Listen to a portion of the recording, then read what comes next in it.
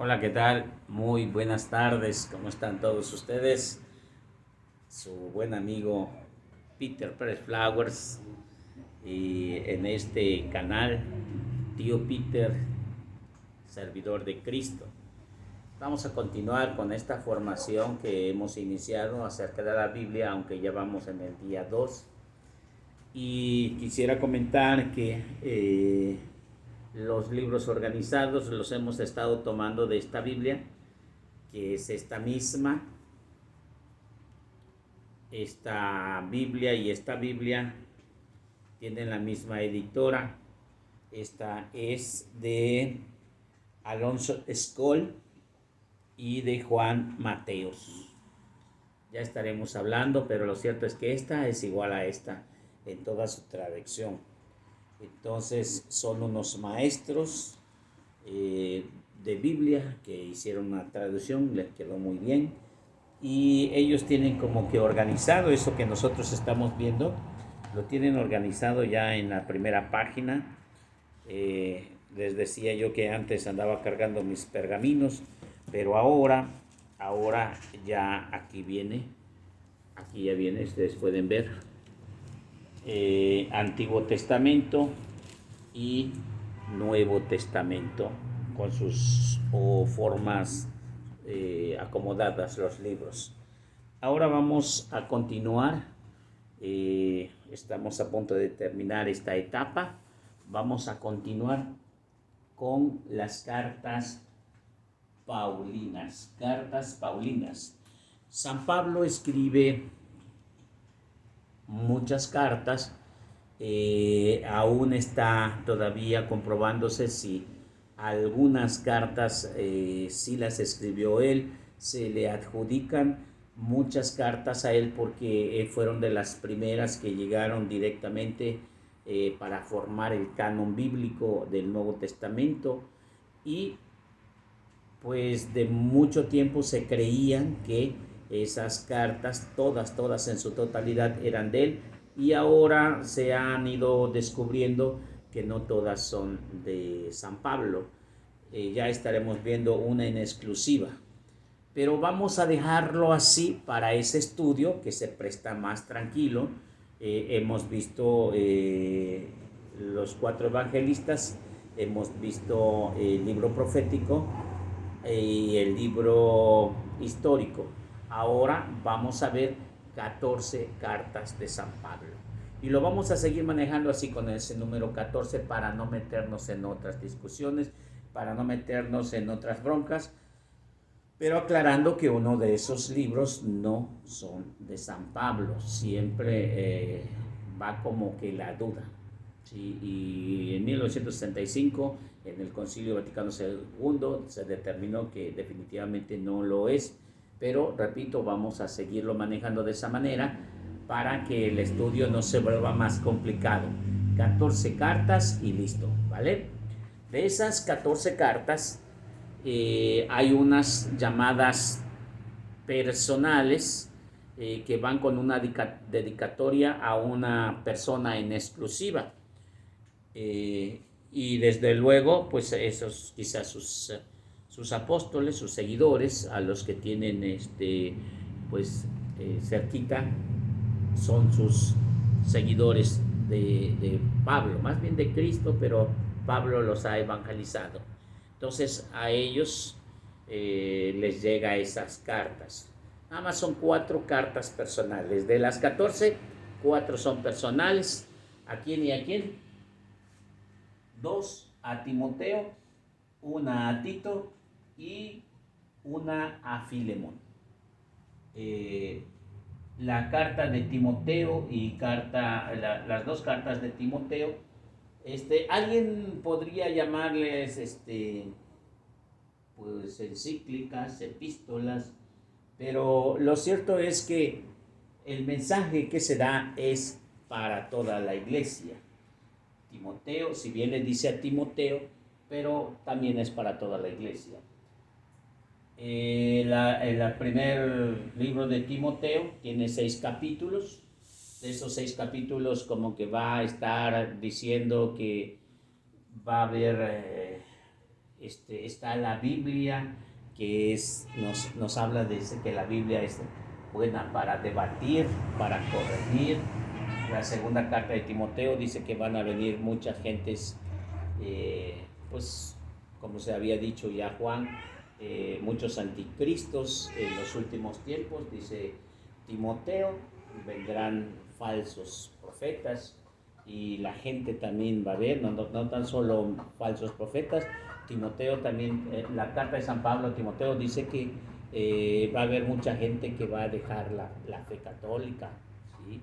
Y digo la fe católica porque no existían más religiones aprobadas en el siglo I, II, III. Todas esas cartas se escribieron a escondidas porque eran perseguidos por los romanos.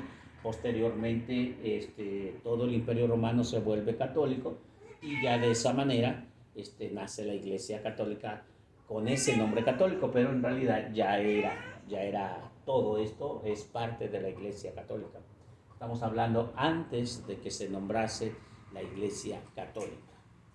Entonces va a haber mucha gente que apostatarán, se apartarán de la fe. Es lo que nos dice Timoteo.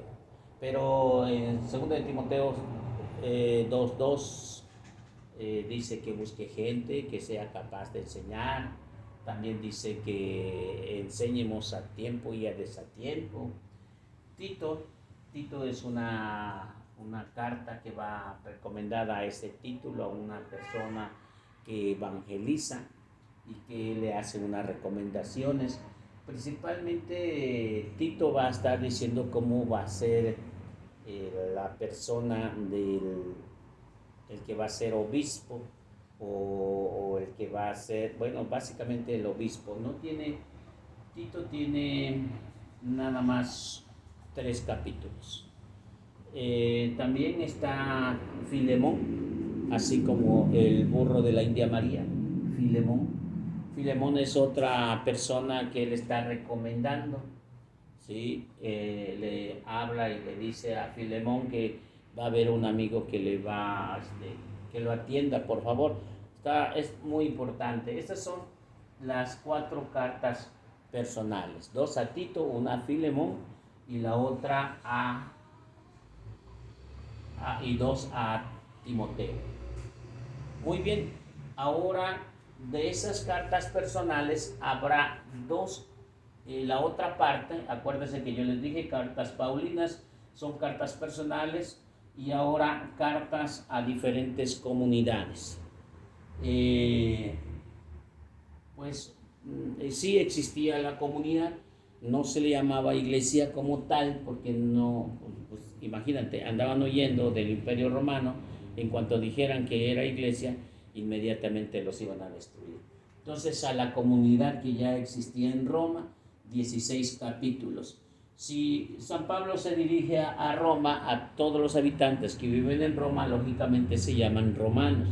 Por eso vamos a encontrar en nuestra Biblia Romanos, así nomás en seco. Pero ya sabemos que son cartas de Pablo que van dirigidas a la comunidad de Roma o a la iglesia de Roma, la que está en Roma. Porque mucha gente va a decir, ¿cómo es posible que los católicos ahora que se llaman romanos, pero que son los que mataron a Jesús, son los que mataron a los apóstoles? Eso es mentira. La comunidad en Roma, la comunidad más difícil de vivir como discípulos de Cristo, creyentes en Cristo, era Roma, porque si tú decías que creías en Cristo, te mataban. Después del año 70, sobre todo, que es perseguida la iglesia, hasta básicamente 250 años fue perseguida la iglesia católica. Luego está a la ciudad de Corinto, 2 cartas. La ciudad de Corinto es a los que viven ahí se llaman corintios. Por eso en tu Biblia va a aparecer Corintios, primer Corintios, pero es la primera carta de San Pablo a los Corintios, segunda carta de San Pablo a la comunidad de Corinto, pero a los que viven allí, pues no se la manda la ciudad no sabe hablar, ¿verdad? Estos son los habitantes que viven en Corintio, por eso les llama a los Corintios, de San Pablo La primera carta de San Pablo a los habitantes de Corinto o a los corintios. Bien, está también a los de Galacia, por eso así nada más lo conocemos como Gálatas. Gálatas. En 6 Romanos tiene 16 capítulos, Corintios tiene 16, la primera carta, la segunda carta tiene 13, los de Galacia o los de Gálatas, la carta a los Gálatas, son 6 capítulos. De Éfeso, que son los Efesios, son 6 capítulos. En la carta de Galacia, hacer un breve comentario acerca de Galacia. Los Gálatas, San Pablo desde el capítulo 1 les está reprendiendo porque primero dijeron que sí a Jesús, se bautizaron y ya después cambiaron de parecer. Algo así como al este hermano Fernando Casanova, que era protestante, los hizo católicos y luego regresó a los protestantes. Igualito. Gálatas 1 va a estar diciendo: me extraña que ustedes tan pronto hayan abandonado la fe que les fuera llamado por Cristo Jesús, y no hay otro evangelio. No hay otro evangelio, podríamos decir y repetir, hermanos, que te has alejado de la iglesia católica. No hay muchas iglesias. Aquí Filipenses, la carta de San Pablo a los Filipenses, capítulo 4, no en Efesios capítulo 4, verso 4 estará diciendo: no hay otras iglesias, no hay otro Dios. Aquí dice que hay un solo evangelio, acá dice que hay una sola fe, un solo bautismo. Entonces, no hay más. Se habla de unidad, se habla de uno solo, el verbo es uno solo con el Padre y con el Hijo y con el Espíritu Santo. Entonces, no sé por qué mucha gente busca separarse o alejarse de la iglesia. Gálatas tiene como esa enmienda de parte de Pablo, evangelizar o regañarla a distancia, estarle reclamando el por qué dejaron la fe católica. Y ya les dije y les vuelvo a repetir: aquel que reciba otro evangelio que no es el que nosotros les anunciamos, que sea maldito. Si alguien viene con un evangelio diferente al que nosotros le hemos anunciado, que sea maldito.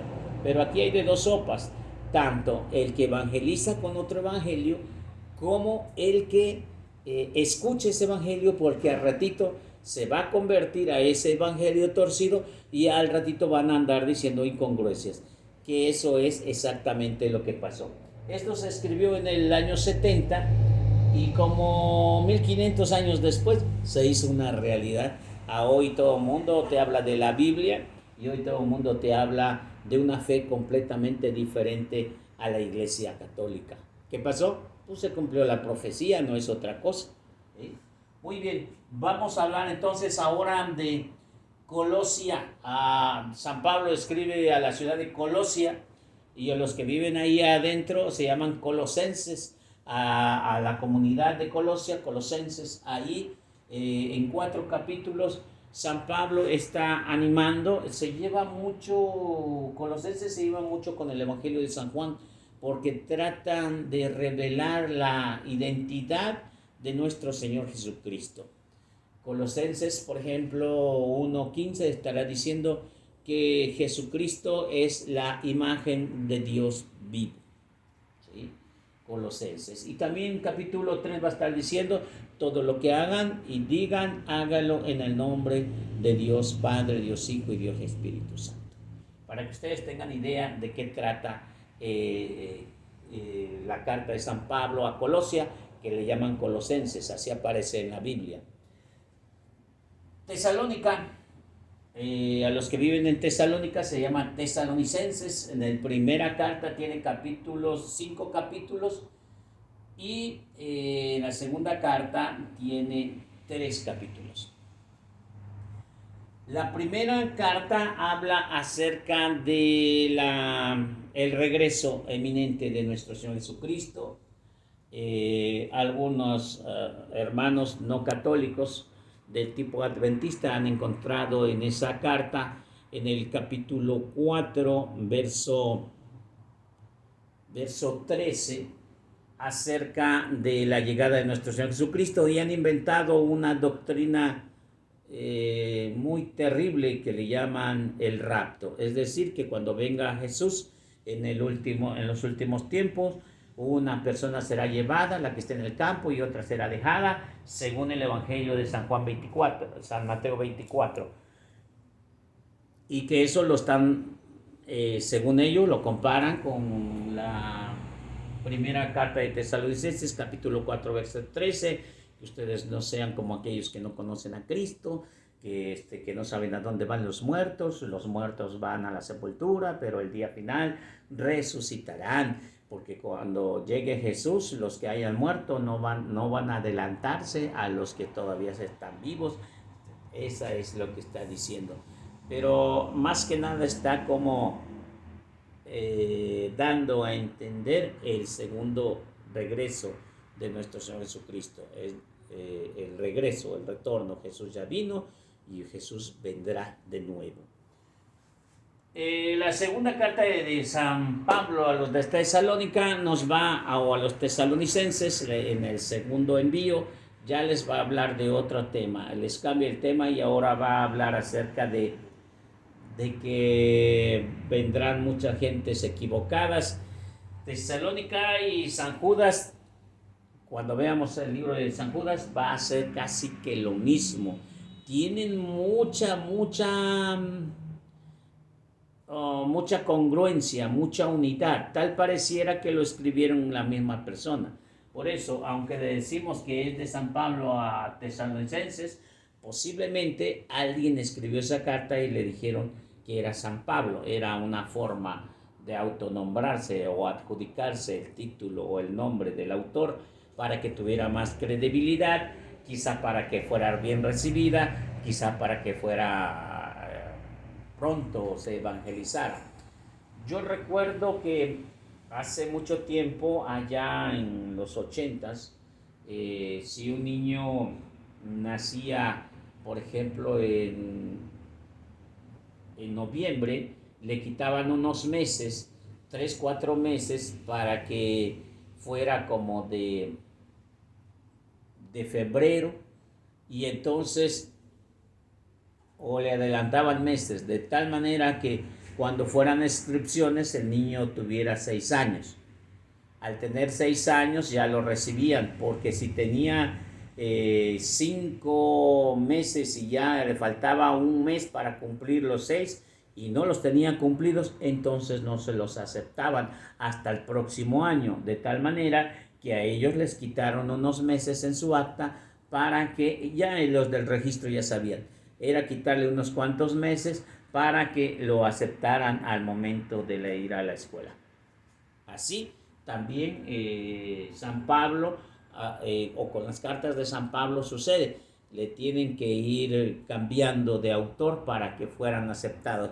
Ya lo habíamos dicho, eso se aplicó con Isaías, con Jeremías y Ezequiel, porque son unos libros que hablan más o menos desde antes del exilio y después del exilio. Entonces son como 1000 años lo que es antes, los 850 años en el exilio, y después del exilio son como 1000 años, y entonces una persona no puede vivir 1000 años. Entonces están estos pseudoepígrafos, o pseudoescritores, pseudoagiógrafos, pero no dejan de ser verdad.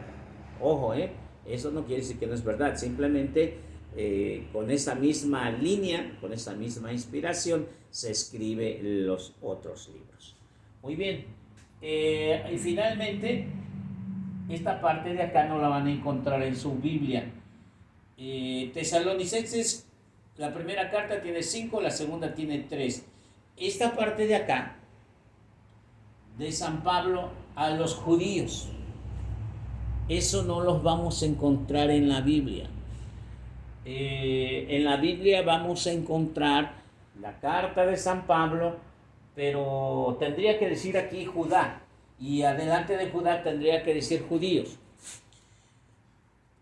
Pero En aquel entonces los judíos no se llamaban judíos, no se adjudicaban el nombre de judíos. Ellos creían ir más allá todavía. Ellos creían que lo más apropiado nombrarle para ellos era hebreos, hebreos que venían de paso y que vienen de Abraham y de aquella tribu antigua, descendientes de Eber, y por eso aquellos de la familia de donde procede Abraham entonces tendría que ser hebreo. Y ellos se consideraban descendientes de Abraham, por lo tanto son hebreos. San Pablo escribe a los hebreos. Por esa manera no vamos a encontrar a los judíos, porque para nosotros hoy en la actualidad podríamos decir de San Pablo a los judíos, pero no es así. En aquel tiempo más bien se enfocaron hacia los hebreos. Y esa es una carta muy hermosa que es necesario de aquella gente de tipo adventista. Ya los estaremos conociendo. Cuando hablemos de ello, ustedes se van a dar cuenta del por qué yo estoy diciendo esto. Los de tipo adventista, ellos quieren ser judíos y al mismo tiempo quieren ser cristianos. Y eso no puede ser. O eres judío o eres cristiano, porque no se puede pertenecer al Antiguo y al Nuevo Testamento. Aunque están juntos, el mensaje es totalmente diferente. Sí se acopla, sí se entiende, sí se concatena, sí, pero no es el mismo mensaje. Allá hablan de un Mesías, la llegada de un Mesías, y aquí habla de esa llegada del Mesías. Aquí habla de la promesa del Mesías y aquí habla ya del Mesías. Por lo tanto, Antiguo y Nuevo Testamento se entrelazan para formar un solo mensaje. Pero si hablas nada más del Antiguo Testamento, por sí solo no tiene sentido, y el Nuevo Testamento sin el Antiguo Testamento tampoco pierde sentido. Es Cristo Jesús el que viene a unir, pero sin embargo es claro que las leyes de Cristo son unas, las leyes de Moisés son otras, y que cuando habla Mateo 25 que no viene a abolir las leyes, no quiere decir que estas leyes nos atañen o son vigentes para los cristianos católicos, sino que en algunos puntos pertenecen exclusivamente a un tiempo, en aquel momento para los hebreos, y luego para nosotros tendrá un sentido diferente. Hermano, pero ¿cómo así? ¿Cómo es que usted me está como queriendo enredar? No. Vamos a decir el Cordero Pascual. El Cordero Pascual marcado en Éxodo 12, antes de salir de Egipto, Dios manda decir a Moisés que maten un cordero inocente menor a 1 año y que coman rápidamente la carne con hierbas amargas, y que con la sangre en el dintel de la puerta pongan una señal para que el ángel de la muerte que pase esa puerta marcada con esa cruz, con esa señal, no le va a perjudicar. Nuevo Testamento, ahora ya no es la sangre de las vacas que hacían o sacrificaban los sacerdotes. Ahora el Cordero Pascual es Cristo, el que se ofrece para el perdón de los pecados es Cristo. Y no es que va a pasar el ángel de la muerte nada más una vez, sino que va a estar rondando, pero nosotros, como dice la carta de San Pedro, capítulo 5, verso 8, Satanás anda como león rugiente, es decir, el ángel de la muerte ahora anda buscando a ver a quién se lleva, a quién se distrae. Por eso, entonces, la sangre de Cristo nos protege, no nomás una sola ocasión, siempre. Ahora es Cristo que se ofrece, y son los sacerdotes.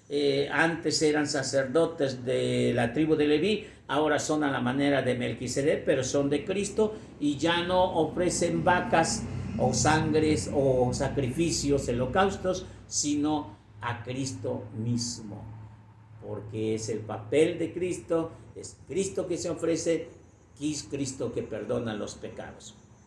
Hasta ahí esperemos que no tengan ninguna duda con respecto a la carta de los Hebreos. Es muy hermosa, nada más tiene 13 capítulos, y en ello pues cabe mencionar que aclara sobre el sacerdocio católico, que no es, sobre todo el capítulo 7, desde el 1 hasta el 11, porque si nomás lees el 10 y el 11 te puedes equivocar. Aprende a leer la Biblia en su totalidad, sobre todo capítulo por capítulo, y vete desmenuzando, porque si brincas de un lado a otro va a cometer errores, porque en el capítulo 7, en el verso 11 y 12, dice que ya no hay por qué hacer más sacrificios, porque esos sacrificios ya no sirven, solamente una vez vino a entregarse Jesús y ya no hay por qué hacer más sacrificios. Entonces esa mentalidad distorsionada llega a esta nueva generación que agarra la Biblia y entra aquí, agarra allá y no le gusta esto y agarra el otro,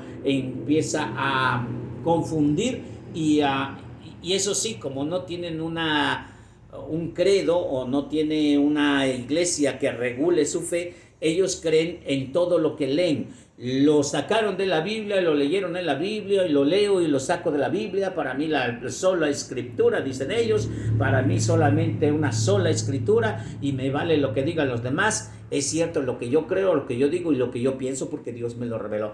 En esa circunstancia, entonces llega el virus demoníaco, se mete en la mentalidad de los hombres y empieza a ver esto que conocemos como división, apostasía, herejía y nuevas religiones, nuevas corrientes que dicen que son cristianas, que son judías, etcétera, etcétera.